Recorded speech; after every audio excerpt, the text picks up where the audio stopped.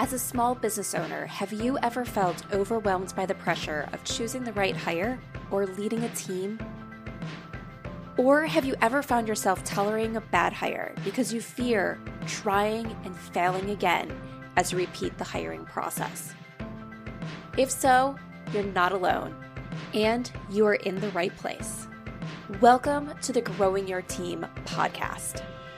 The Growing Your Team podcast teaches business owners like you to expand your unique business by teaching you to master the hiring and team management process.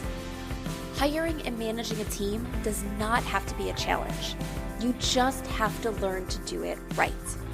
And the Growing Your Team podcast teaches you how to become a confident leader who hires right every single time.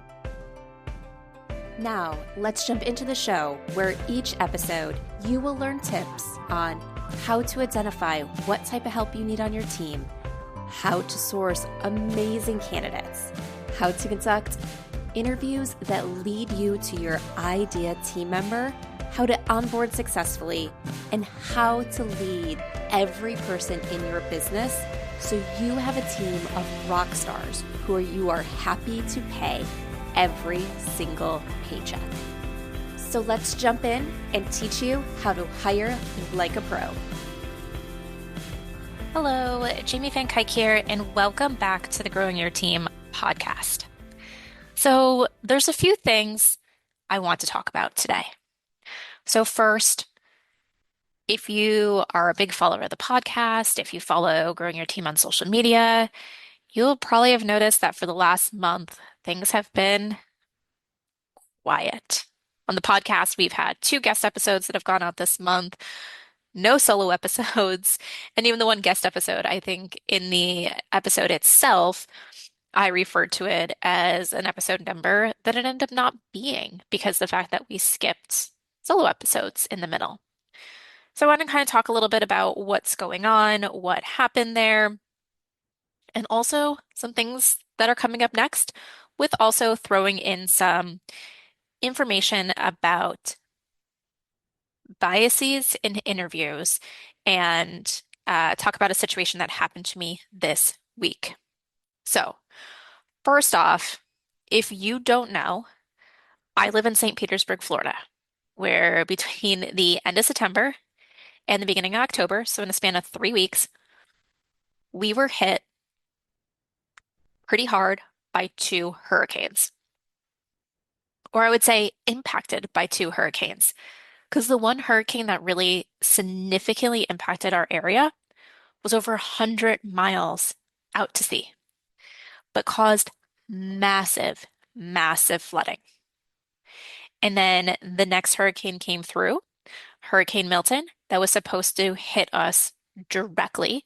It ended up technically the eye hitting a little bit south of where I live, but we were still in that main part of the hurricane. So while we didn't consider get the eye, we were hit by the hurricane, and it caused a lot of impact on St. Pete. And one thing about this that I really want to talk about is one of the things that we are feeling so much across the city. And that is just this thing of what they're calling hurricane fatigue. And that is the reason why this week or this month hasn't looked like it normally has for growing your team. For me, it really started after the first hurricane came through. I will start off by saying I was very fortunate with both storms. We, between houses that we own and the houses that we are responsible for of helping with upkeep and everything, I have 4 houses in Pinellas County, 3 in St. Pete, and not one of the houses experienced damage or structural damage or flooding or anything like that. A lot of trees down in the yard. The one house had part of the carport fall off, but it wasn't anything structural with the carport. It was actually just something added after the fact to give it a little bit more shade internally. So while I personally was very lucky, there was massive, massive flooding. And like I said, the storm was over 100 miles away. So we really didn't expect the flooding that occurred at the level that they said it was going to happen and the level it did happen because of how distant the storm was to where we were. It was one of those things where, it's happened so many times. We hear that there's going to be a storm surge. We hear that there's going to be this. We hear that there's going to be that. And then sometimes we get nothing.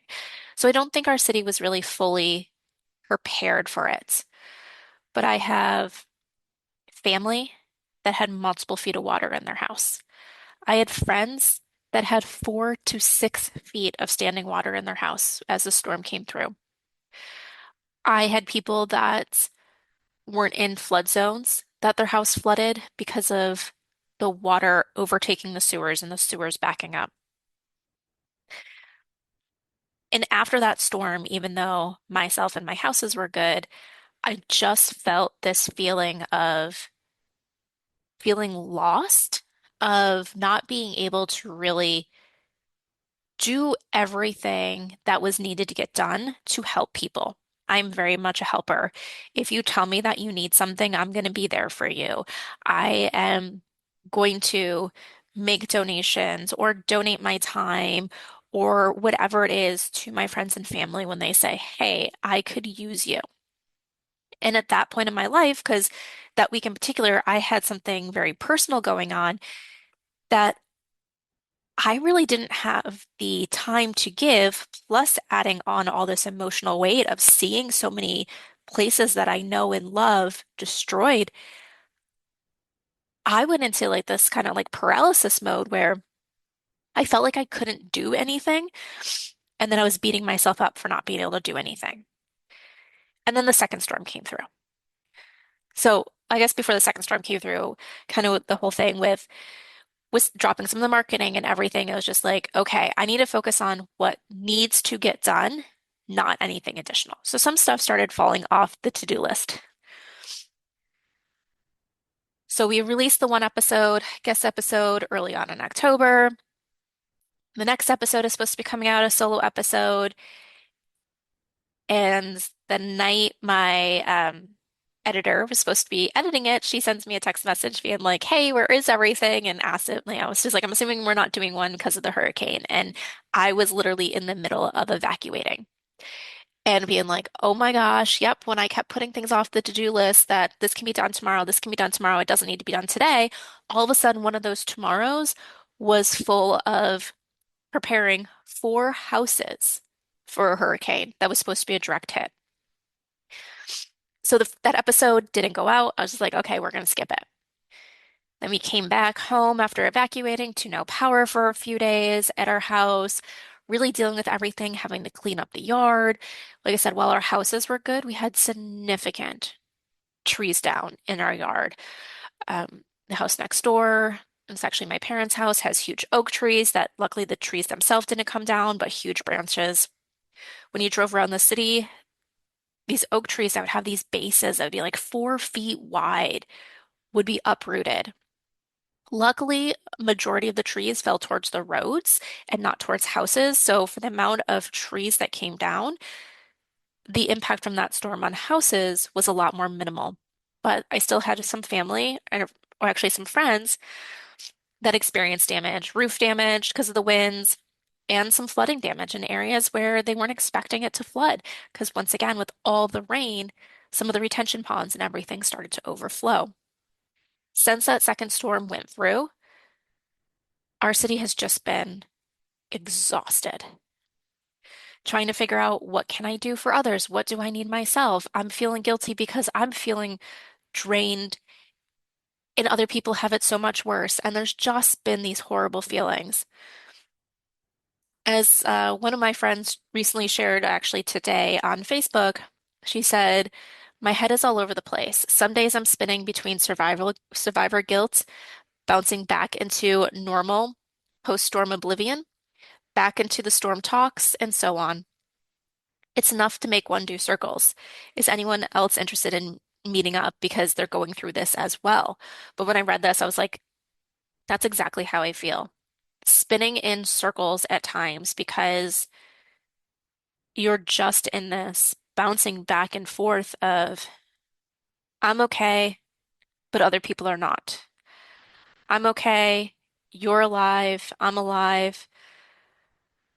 We don't know anyone who's lost their life personally, but there's significant damage. There's significant things going on in our city.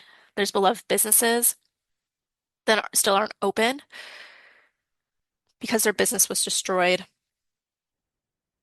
There are businesses that are suffering because they had to close their doors because of lack of power in storm preparedness for about a week. And the one thing about it with our city is being in Florida, October can be a really big tourism boost, October through the holidays. And with so many places on the beach not being able to open up to vacationers, and with so many places are just going to be impacted by a lack of travelers, which means our economy is not going to do very well. And here's the reason why I wanted to share all this. For me, I have sometimes bounced back and forth between I love my job, I love doing what I'm doing. Let me focus on it because it's a great distraction.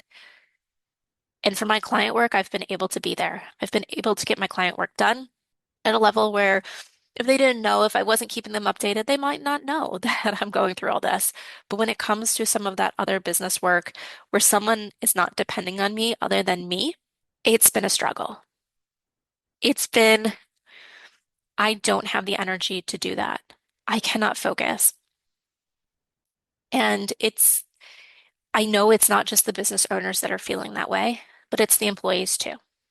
And so sometimes we have to recognize that, well, our employees might show up, they might be dealing with things that make it so they temporarily cannot give 100%.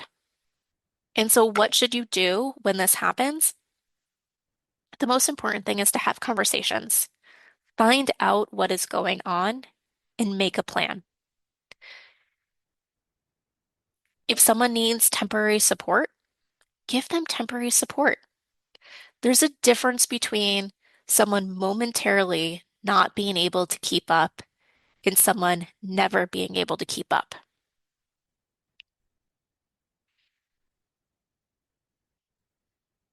So I encourage you to remember your employees are people. Hey, you're a person too. And sometimes that means we need extra support. We need people to remember that we're people and we can't do it all just because we could do it all the other 360 days of the year. Or, well, I guess not that much because hopefully we're taking weekends and other time off. So sometimes it's a collective community that's going through a hard time, and sometimes it's going to be individuals. Support your people so that way they feel treated like humans.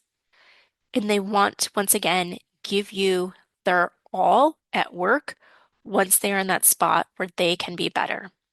So that's that. Now I want to talk about something that happened this week and um, just a reminder about biases in an interview. So earlier this week, well, actually, I guess it was last week. The weeks are all blending together. I have no idea what day of the month it is. So it was last week. I interviewed this gentleman for a job, and he was an older gentleman. And from the very start, I was like, oof, this guy is talking down to me. This guy thinks that I am potentially a stupid female that shouldn't have authority to make a decision about his career opportunities. But this was a position that was for one of my clients, not someone I'm hiring for myself. So I made a point to stay extremely professional during the conversation, kept going through my questions because it was my job to see if he was qualified for the role and remove my biases. Maybe he really wasn't sexist, and I was just making that up in my head because of biases. Of course, he pretty much proved what I was feeling when I didn't move him on to the next round of interviews, and he went around me to the owner of the company that I was hiring for and pretty much asked them why they were having an incompetent female from Florida helping with their recruiting. And I was talking to a friend, and they asked, well, if you could tell that he was sexist, why did you feel compelled to keep going through the interview? Why would you have passed this person along to a client if you thought they were sexist? And as I kind of said, like already alluded to, biases. He might not be sexist, but I'm just perceiving his comments as sexist. And sometimes we do misinterpret things. Sometimes there is a big difference between intent and impact. And so, what I did and what I encourage every one of my clients to do is keep going with the questions. Find out, is this person qualified or not? And then you can make a decision based off their qualifications and not based off a bias.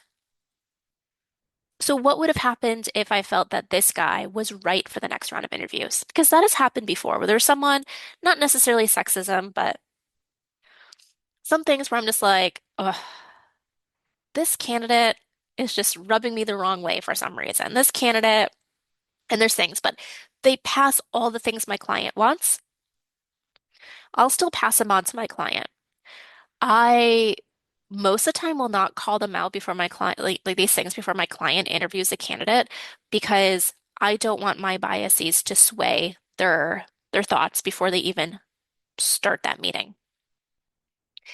And then I talk to them after the fact, especially if they saw it too. And they're just like, ooh, there's just something I can't put my finger on it. Be like, yes, I saw it too. So we do that talk after the fact.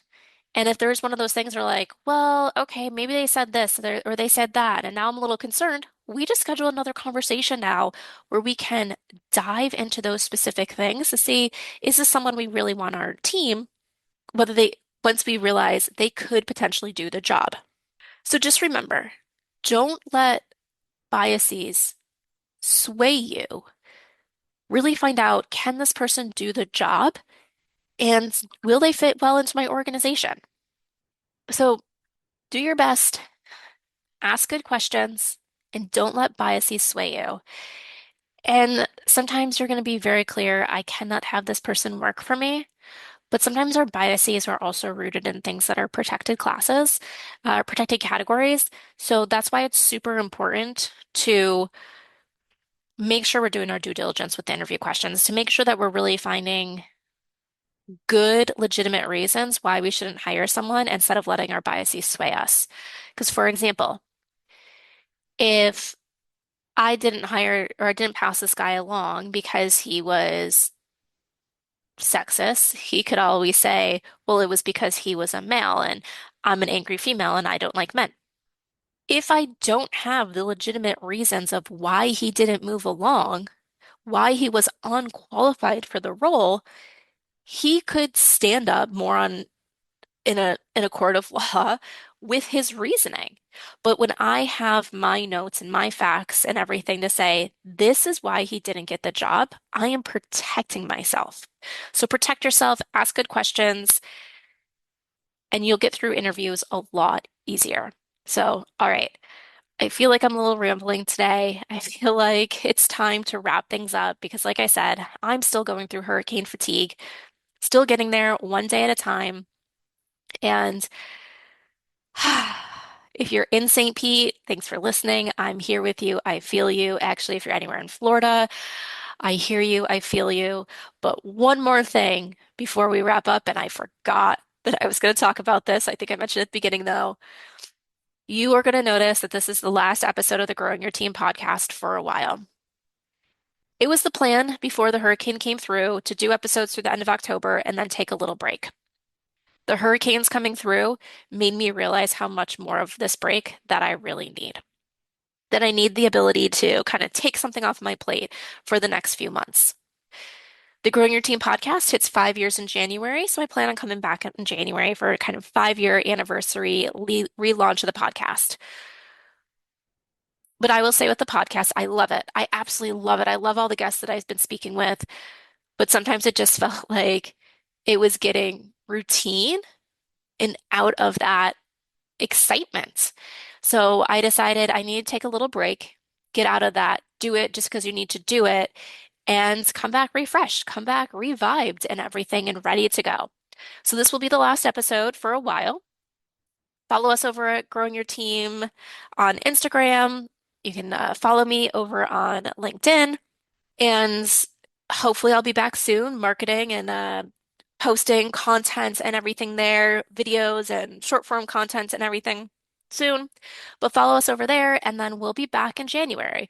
And in the meantime, go back and re-listen to episodes. We have over 250 episodes now. Actually, I'll take that back. I think with our little pauses, this is exactly 250 episodes. So go back, re-listen to things. Because one of the things, this was something I learned in ballet class. I was a dancer my entire life, and this is one of the things that I learned actually in my ballet class I took in college. My instructor, she said she goes back and takes a beginner ballet class every once in a while. And the reason she does is sometimes you get so used to doing that you overlook some of the technique of the basics. You're so much more focused on that more advanced stuff that you forget the basics. And you just need to retrain yourself. And sometimes it's just hearing it or just going through those motions. So go back and listen to some of your favorite episodes. Go back and listen to the ones about processes and how to do things in hiring. Go back and listen to the episodes of your favorite guest. If you were on the episode, go back or on the podcast, go back and listen to your episode. I am sure if you listen to it again, you will learn something new, or maybe you'll remember something that you forgot. So for now, thank you so much for listening to the Growing Your Team podcast. I look forward to coming back in January with our 5-year celebration. And in the meantime, keep growing your team and reach out if you need any help finding the perfect fit hires for your small business. Are you ready to hire a new team member for your business and you want to ensure you hire the person who can succeed in the role, make you happy, and positively impact your bottom line? Then let's talk and see how growing your team can help you master the art of hiring. Through bespoke hiring frameworks and comprehensive guidance, you will learn how to attract candidates who have the passion you desire and the skills needed to succeed. At Growing Your Team, women entrepreneurs and leaders work with us to help them expand their unique businesses by teaching them how to hire like a pro. Let's connect and see how we can help you. Send me an email at jamie@growingyourteam.com. That's Jamie, Jamie, @growingyourteam.com, or head on over to growingyourteam.com/jumpstart, with jumpstart being all one word, and let's talk about how you can become a confident leader who hires right every single time.